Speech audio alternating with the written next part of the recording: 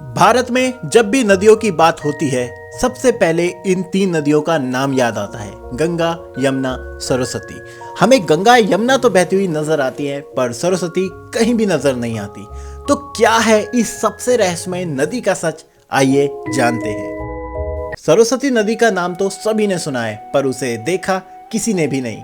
माना जाता है प्रयागराज में त्रिवेणी संगम होता है, गंगा, यमुना और सरस्वती का, पर दिखाई केवल गंगा और यमुना का संगम देता है। फिर कहाँ गई सरस्वती नदी, कहाँ लुप्त हो गई भारत की सबसे प्राचीन नदी। हाल ही में सघन वैज्ञानिक जांच में प्रयागराज की मिट्टी के कार्बन डेटा के रिसर्च में यह बात सामने आई है कि एक बहुत बड़ा भूजल भंडार भूमि के अंदर बह रहा है, वो भी गुप्त तरीके से।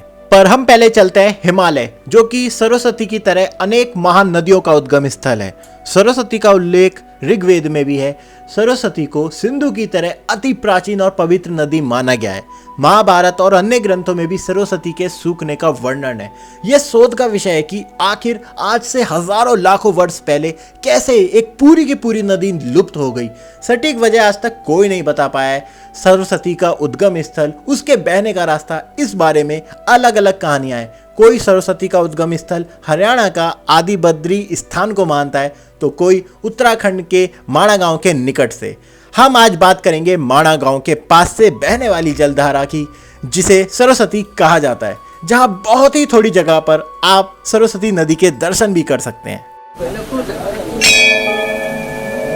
तो अब मैं आपको ले आया हूँ गणेश गुफा। यहाँ पर महर्षि वेद व्यास ने उनके आग्रह पर यहाँ पे महाभारत लिखी थी गणेश भगवान ने। उसके बाद व्यास गुफा वहाँ मिलेगी ऊपर। व्यास गुफा जहाँ पे व्यास जी ने 18 महापुराणों को लिखा था।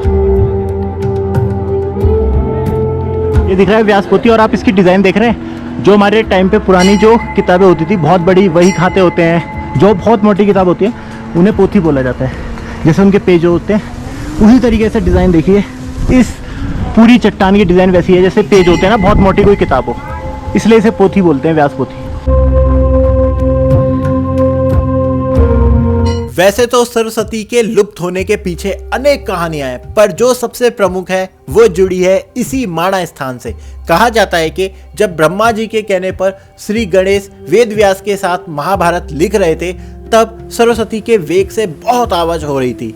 वेद व्यास जी बार बार सरस्वती जी से आवाज कम करने का आग्रह करते रहे पर सरस्वती नहीं मानी, जिससे क्रोधित होकर वेद व्यास ने सरस्वती को तत्काल ही लुप्त होने का श्राप दे दिया, जिससे सरस्वती वहीं अलकनंदा में लुप्त हो गई। अलकनंदा में सरस्वती का लुप्त होने का संगम वहीं माणा में है, जिसे केशव प्रयाग के नाम से जाना जाता है। वो संगम अलकनंदा और सरस्वती दोनों मिल रही है वहां जाके, और उसी के साथ सरस्वती की समाप्ति हो जाती है। सरस्वती नदी के लुप्त होने के पीछे दूसरा दावा ये किया जाता है कि लाखों वर्ष पूर्व आज से एक विनाशकारी भूकंप आया था, जिससे धरती फट गई थी और पूरी की पूरी सरस्वती नदी उस फटी हुई धरती में समा गई थी। इसलिए आज भी जांच करने पर यमुना के आसपास के मैदानी इलाके में जमीन के अंदर एक भूजल और एक जलधारा मिलती है। यही प्रयागराज में जब कार्बन डेटा की जांच हुई थी तो पाया गया था कि गंगा जमुना के साथ एक और गुप्त जलधारा है जो वहां पे संगम कर रही है। तो ये भी एक वैज्ञानिक धारणा है सरस्वती के लुप्त होने के पीछे। महाभारत में भी सरस्वती नदी का उल्लेख है। जिस स्थान पर ये गायब हुई उस स्थान को विनाशना नाम दिया गया है। महाभारत में सरस्वती नदी का पलक्षवती नदी, वेदवती नदी आदि कई नाम है। कहा जाता है इसी नदी के किनारे ब्रह्माव्रत था, कुरुक्षेत्र था, लेकिन आज वहां जलाशय है। इस बात का भी उल्लेख है कि बलराम ने द्वारका से लेकर मथुरा तक की यात्रा सरस्वती नदी पर ही करी थी तथा युद्ध में मारे गए यादवों की अस्थियां भी इस नदी में ही बहाई गई थी।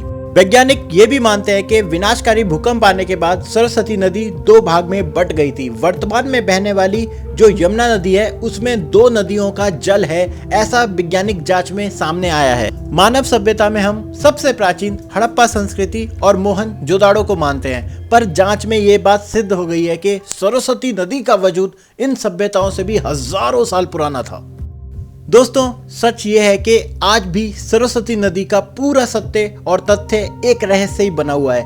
आपकी सरस्वती नदी के बारे में क्या राय है कमेंट में जरूर लिखें, और वीडियो आपको कैसी लगी है तो उसके बारे में भी कमेंट जरूर करें। इस तरह की और वीडियो देखने के लिए इस चैनल को जरूर सब्सक्राइब कर लें। और वीडियो को लाइक भी करें। तो फिर मिलते हैं नई वीडियो में, नए ब्लॉग में, नए एडवेंचर के साथ। तब तक के लिए बहुत बहुत धन्यवाद। हर हर महादेव, हर हर गंगे। नमस्कार।